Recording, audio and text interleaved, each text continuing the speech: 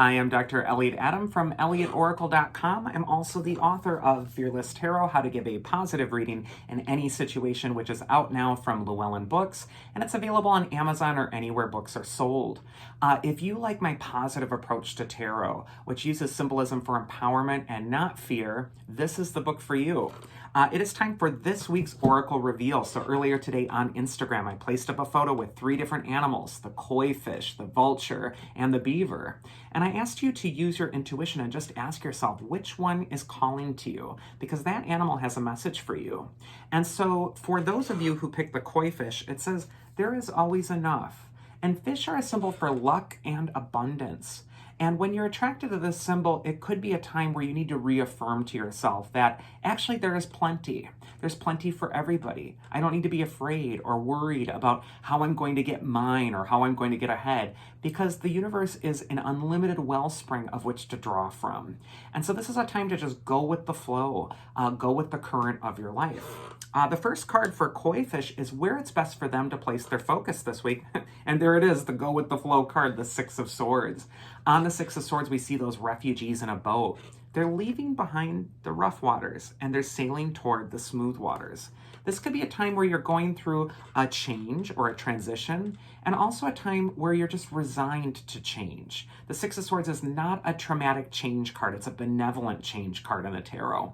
Unlike the Death card or the Tower, which can really shake the foundations and really kind of be a difficult, rude awakening, the Six of Swords is saying that the natural next step is just going to be a flow. It's just going to be as easy as you letting go and letting that boat take you to where you need to go next. Also, this card does say that you want to accept where the currents of change are taking you at this time. So don't fight the current. Don't fight the river. You're not going to win. Instead, you want to just go with where the energy is flowing naturally. There is plenty waiting for you on that opposite shore. The second card for koi fish is advice from their inner wisdom this next week. And there he is, the Magician. The Magician is the symbol and the archetype for what is limitless within you.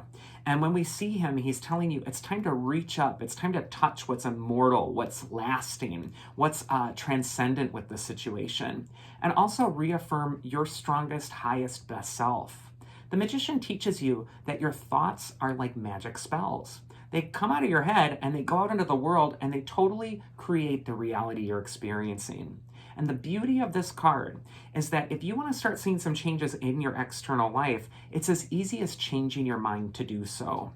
And so the Magician is telling you to switch your focus. And when he's next to that Six of Swords, it's saying there's a new way coming. The old ways aren't going to work for you anymore. And by allowing the transformation to happen for you, you're going to be back in touch with what is limitless within you.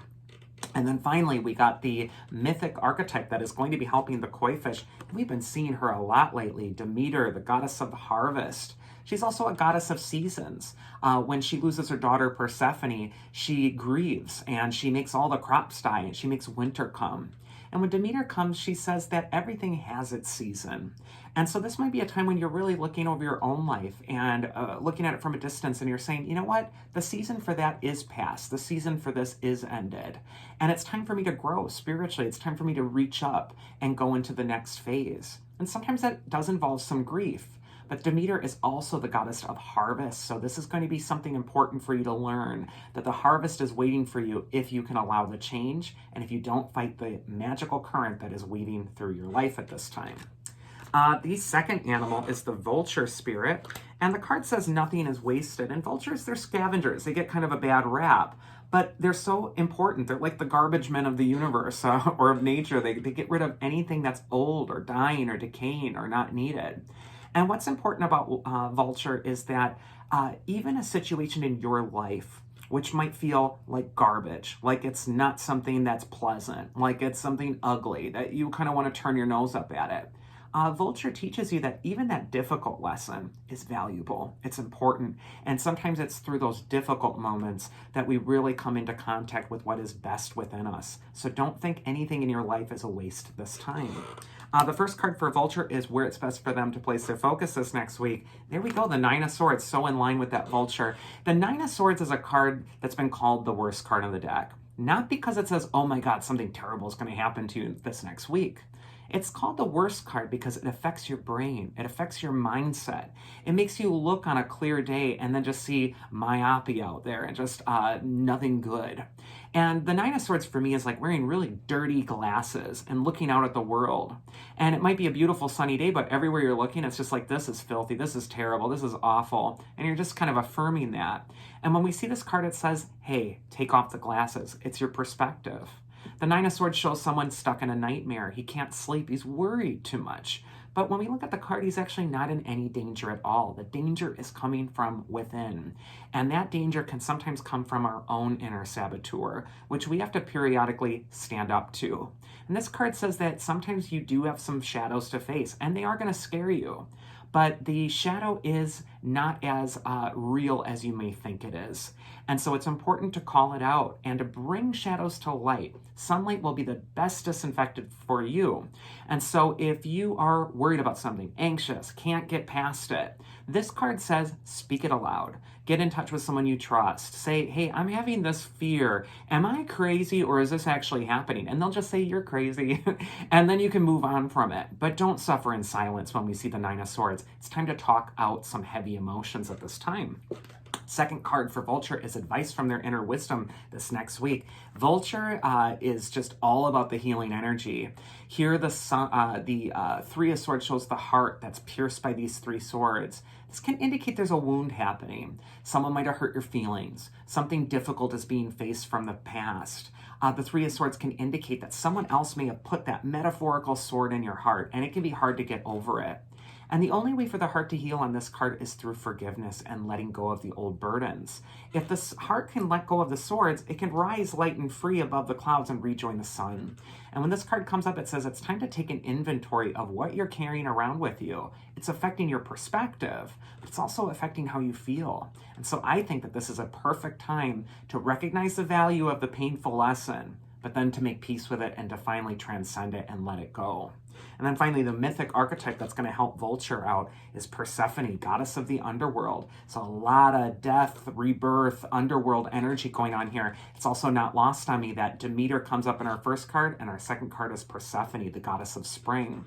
Persephone says that occasionally you will go into that metaphorical underworld, but you will always rebirth in the spring.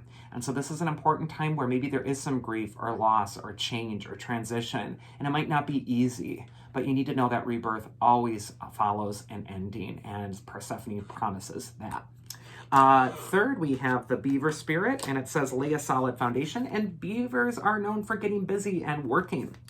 First card for Beaver is where it's best for them to place their focus. And this is saying there's been some disappointments. There's things that are lost. But the Five of Cups says all is not lost. There's 3 cups spilled that he's looking at, but there's still 2 standing. So whenever this card comes up, it says, don't just fixate on the one thing that's not working or the 3 things that aren't working. Instead, focus on what is working. Focus on the cups that are upright. If he were to turn around and look at those 2 cups upright, he'd also see that bridge that leads over troubled waters. So I think that this is an important time to recognize your opportunity by looking at what's working right now and affirm that, and not just affirming what's lost or not working.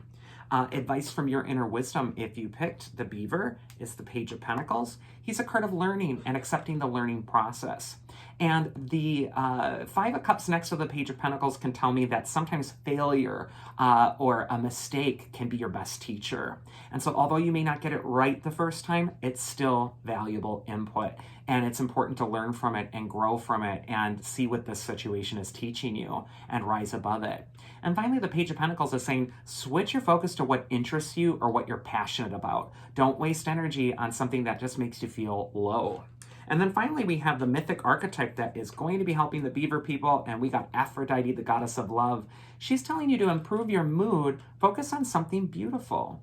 Beauty releases pleasure-giving dopamines from the brain. And so whether it's beautiful art or something beautiful with music or whatever it is that really just elicits that sense of ecstasy emotionally, give yourself some of that right now. Aphrodite is also called laughter-loving Aphrodite. So this could be a time to find things funny or to enjoy yourself or to just lighten up your mood. And that is this week's Oracle Reveal. I do hope you enjoyed it. And if you did, you can always check me out at elliotoracle.com. Otherwise, I hope you all in the United States have a happy and safe Thanksgiving. And do take care. I will see you next week.